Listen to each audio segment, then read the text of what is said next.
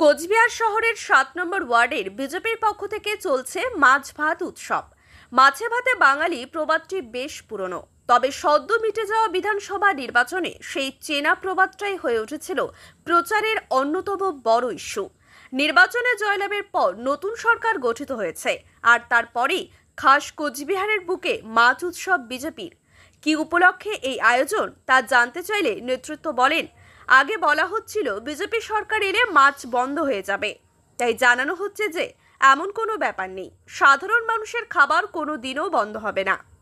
BJP এলে মাছ মাংস খাওয়া বন্ধ হয়ে যেতে পারে বলে ভোটের আগে যে ধারণা তৈরি করা হয়েছিল, সেই ধারণা ভেঙে দিতেই এই আয়োজন বলে জানান তারা। আজ প্রায় ৩০০ জনকে এই মাছ ভাত খাওয়ানো হবে। মেনুতে রয়েছে ভাত, ডাল, মাছ ও মিষ্টি। ডুয়ার্স নিউজ 24। কিন্তু আমরা বাঙালি, ঠিক আছে।